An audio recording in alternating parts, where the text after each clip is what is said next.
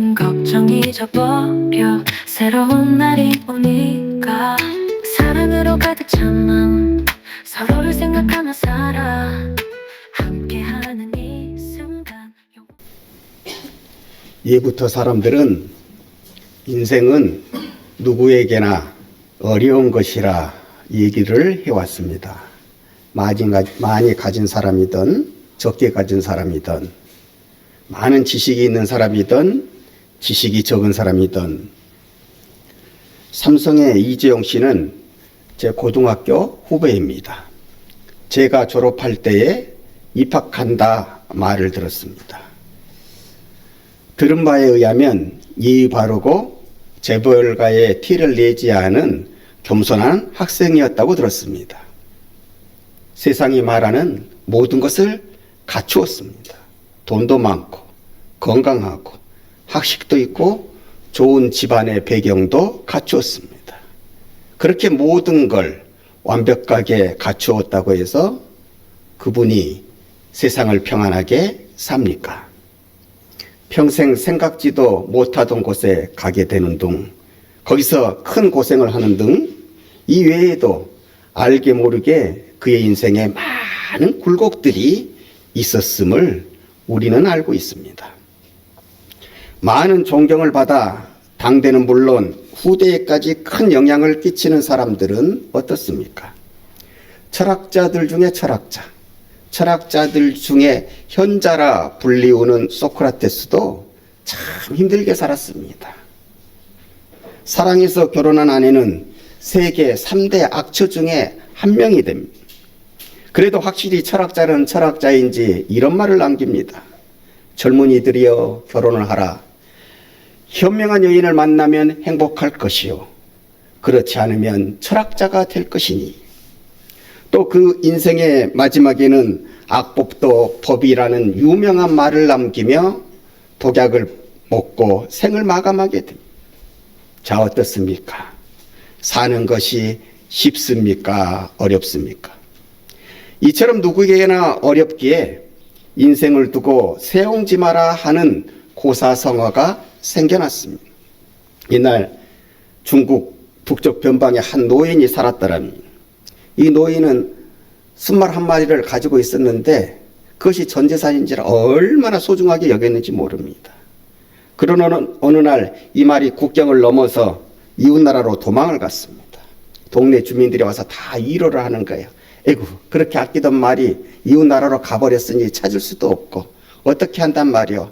참 슬프시겠소. 이렇게 노인을 위로를 하는데 노인은 말합니다. 오히려 이 일이 복이 될지 어떻게 알 수 있단 말이오. 웬걸요? 몇 달이 지난지 도망간 말이 암말 한 마리와 망아지 여러 마리의 새끼를 데리고 돌아왔고 이번에는 이웃들이 축하의 말을 건넵니다. 아이고, 잃어버린 줄 알았더니 그 잃어버린 말이 새끼까지 쳐갖고 돌아왔구려. 참 축하를 드립니다. 이렇게 축하를 건네자 이번에는 아니 이것이 화가 될지 복이 될지 어떻게 할 수 있단 말이에요. 뒤이어 노인의 아들이 암말을 타다가 떨어져서 다리가 부러진 사건이 발생을 했고 이웃들이 연이어서 노인을 위로합니다. 그럼에도 노인은 태연하게 이것도 좋은 일로 바뀔 수 있지요.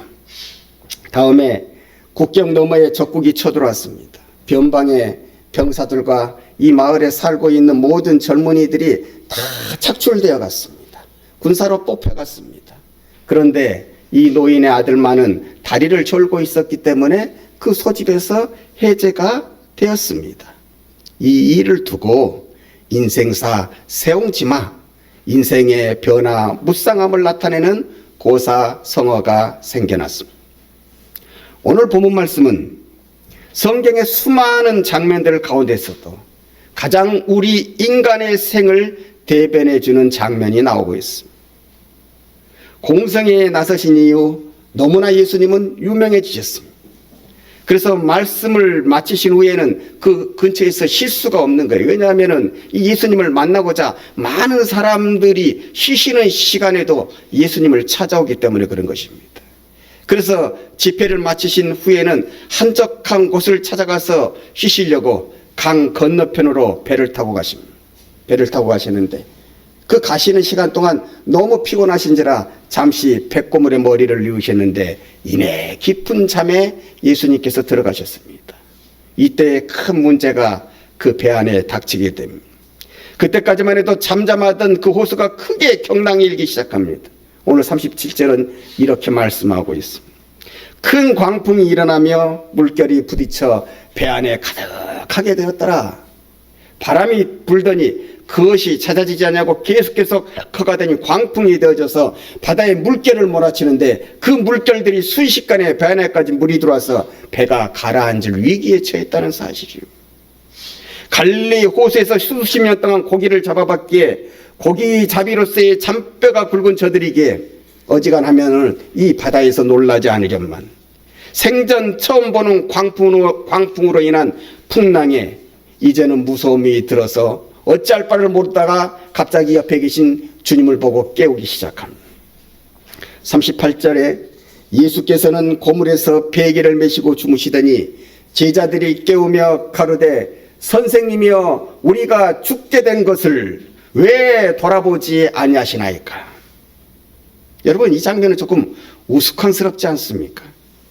제자들의 직업은 전직 어부입니다. 예수님의 직업은 전직 목수입니다.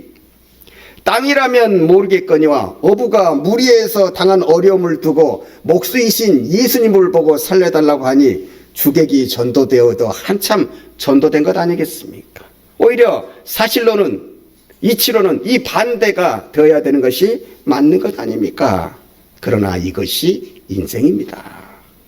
내가 아무리 한 분야의 전문가라고 할지라도 그 전문가적인 일을 내가 세상 가운데 나가서 한다고 할지라도 그 전문가적인 지식을 가지고 항상 성공하는 길을 걸어갈 수가 있습니까? 그렇지 않은 것을 우리는 너무나도 많이 봅니다. 한번 생각해 보시기를 바랍니다. 아주 유명한 경제학 교수가 있습니다. 만인에게 존경을 받습니다. 그 학문의 분야에 있어서. 그 경제학 교수가 밖에 나와가지고 세상에 나와가지고 사업을 한다고 해봅시다. 그 사업이 성공할 수 있겠습니까? 이론은 맞지만은 성공하기가 참으로 어려운 법입니다. 왜냐하면 세상에는 살아가는 삶에는 너무나 많은 변수들이 존재하고 있기에 그렇습니다. 세상의 이치라고 하는 게 이렇다는 사실이. 공부든 일이든 사람이든 어느 정도 배우고 익히고 경험을 하면 그 쌓인 정보를 토대로 해서 그 미래를 어느 정도는 예측할 수가 있는 것입니다. 이 정도 성적이면 어느 정도의 대학에 내가 들어갈 수 있다. 공부를 해본 사람은 그 공부한 성취도를 가지고 그 미래를 측정해 볼 수가 있는 것입니다. 알아볼 수가 있는 것입니다. 이 정도 일을 배웠으면 그래 내가 이 일을 가지고 평생 먹고 살 수 배골치는 않겠다. 이런 것도 평가해낼 수 있습니다. 이 정도 사람을 만나봤으면 이 사람을 더 만나도 되겠다 안 되겠다 이렇게 계산서가 나올 수가 있는 것입니다. 그러나 인생은 그렇지 않지요. 지금 막다가도 바로 뒤에 마른 벼락이 내리는 것이 우리가 살아가는 세상의 기후입니다. 언제 어떤 일이 벌어질지도 모릅니다. 5분 후를 모르는 것이 인생입니다. 주위의 사람들이 이렇게 말하는 것을 들어보셨을까요? 아유, 저 사람 살만하니까 이제 좀 편안할 만하니까 왜 저런 일이 생기는 것이지. 살만하니까 몸이 아프고 살만하니까 편안해질만 하니까 이제는 자식들이 속을 썩이는구먼. 언제 어떤 일을 만날지 모르는 것이 인생입니다. 이런 일들을 만나게 될 때 인생을 살다가 내가 원치 않는 어려움과 고난 같은 것들을 만나게 될 때 우리 예수님 믿는 사람들, 우리 그리스도인들만이 당하는 시험이 있습니다. 믿음의 시험이. 믿음이 있는지 없는지, 그 믿음이 지금까지 쌓아온 믿음이, 지금까지 가져온 믿음이 좋은 믿음인지 좋은 믿음이 아닌지 그 시험을 받을 기로에 선다는 사실입니다. 그 믿음의 공력이 시험을 받는다는 제자들이란 믿음이 있는 사람들이 그냥 있는 정도가 아니고 크게 있는 믿음으로 보여지지 않는 사람들, 믿음이 커 보이는 사람들이 제자인 것입니다. 그래서 어려움이 있을 때, 고난이 있을 때 대처하는 방법이 남다름으로 세상과 구별되는 사람들임을 특별히 보통의 신자와는 더 다른 모습으로 나타냄으로 말미암아 주님께 영광을 돌려야 하는 사람들이 바로 제자들이. 오늘 성경 말씀을 자세히 보면 제자들이 탄 배 위에, 제자들이 탄 배 외에 다른 배들이 있습니다. 예수님을 보고자 하는 아주 극성스러운 팬들이 있었다는 거예요. 그런데 이분들이 예수님이 좀 쉬시려고 강 건너편에 가시자 그나마 더 떨어지기 싫어가지고 그냥 따라오지 말라고 하는데도 이렇게 따라오는 찐팬들이 있었다는 거예요. 그런 배가 오늘 성경 말씀 속에 자세히 나와 있지 않지만은 그렇게 따라오는 배가, 함께하는 배가 있었다고 성경은 말씀하고 있습니다. 어찌 보면 오늘 제자들이 이 고난을 당할 때 그들도 같이 고난을 당하며 그 고난 당하는 속에서도 제자들은 어떻게 이 고난을 대처하고 있을까, 그것을 주시하고 있었을 것입니다. 고로 제자들은 망신과 존경, 이 본보기의 기로에 서 있는 것입니다. 자신들과 다른 제자다운 모습을 선보이면 그 사람들에게 존경을 받을 것이요, 그렇지 못하면 천하에 없는 망신을 당하게 되는 것입니다. 결과는 어떠했습니까? 존경을 받지 못했습니다. 큰 광풍 앞에 마음의 평정이 깨져버렸습니다. 어느 제자 하나, 아니 왜 이리 호들갑이야? 주님이 우리와 계시는데 왜 걱정하는 건가? 주님이 어떤 분이신지 우리가 지금껏 보고서도 오늘 이렇게 행동을 하는 건가? 이렇게 제자들 가운데에 한 사람도 다독이는 사람이 없었다는 사실. 하나같이 주님 주무시는 곳으로 몰려와 주님, 우리가 다 죽게 되었습니다. 왜 돌아보지 않습니까? 이렇게 하소연하고 있다는 사실입니다. 무서움에, 원치 않는 예기치 못한 광풍에 떨고 있는 지극히 부족하고 초라한 사람의 모습을 보여주고 있습니다. 왜 이렇게 되었습니까? 주님께서 그 답을 주시죠. 믿음이다. 믿음이었기 때문이다. 믿음이 적기 때문이다. 40절 말씀에 너희가 어찌하여 이렇게 무서워하느냐? 너희가 어찌 믿음이 없느냐? 그들에게 믿음이 없음을, 믿음이 부족함을 질타하셨습니다. 믿음이란 다른 것이 아닙니다. 믿음이란 예수님을 아는 지식입니다. 제자라는 직함을 가지고 예수님을 따라다녔어도 예수님에 대한 확실한 지식이 없으니 풍랑의 무서움에 떨며 망신을 당할 수밖에 없었던 것입니다. 치유 사역자인 에릭 홀저필이 쓴 너는 치유받았느니라고 하는 책에 나오는 글입니다. 의사는 실수로 살을 배워도 두려워하지 않는다. 아픔을 느끼긴 해도 그 상처 때문에 겁먹지 않는다. 인간의 몸이 어떻게 이루어지고 어떻게 작용하는지를 알고 있기 때문이다. 그래서 어떻게 대처해야 하는지를 안다. 상황을 파악하지 못하고 대처 방법을 모를 때에 사람들은 무서워하게 된다. 곧 무서움은 모르는 것, 무지에서 난다는 말입니다. 예수님을 모를 때, 예수님을 확실히 모를 때 광풍을 맞이하니 예수님의 제자들이라고 할지라도 떨 수밖에 없었던 거예요. 무서움을 느낄 수밖에 없었던 것입니다. 그런 그들을 두고 주님께서 불쌍히 여기셔서 도와주십니다. 치료해 주십니다. 물리쳐 주십니다. 받아들어 이르시되 잠잠하라 고요하라 하시니 바람이 그치고 아주 잔잔하여 지더라.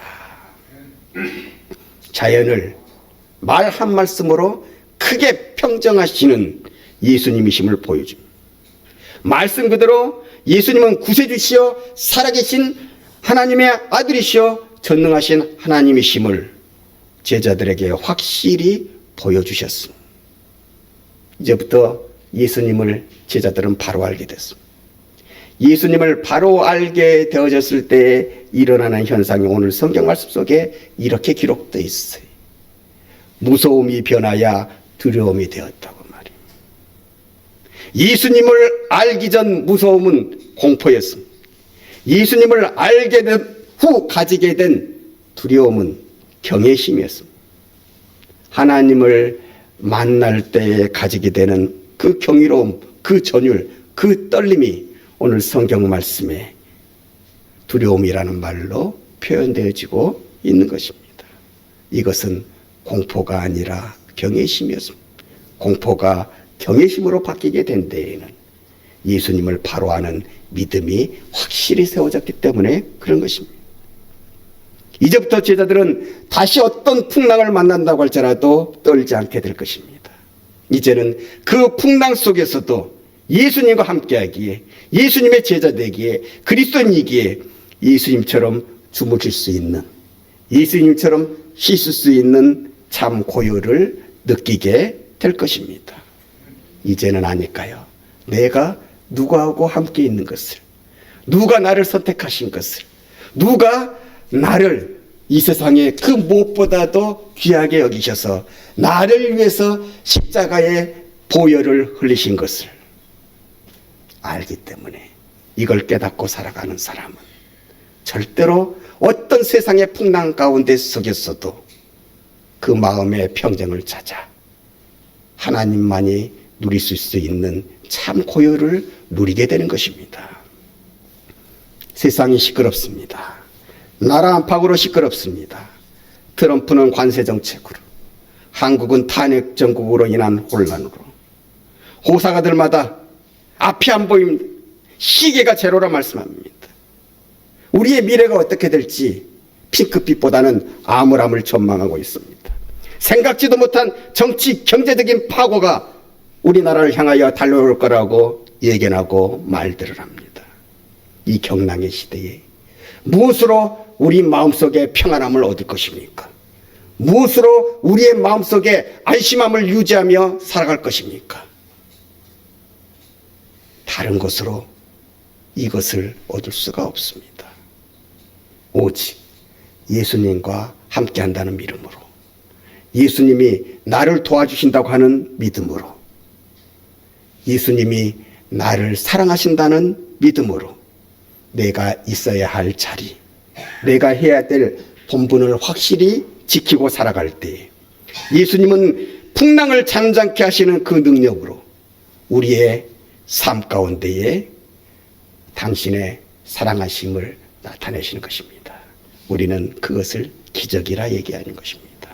그리스도인들은 이렇게 자신의 인생을 만들며 살아야 하는 것입니다. 기도하시겠습니다. 희망의 빛이 오네.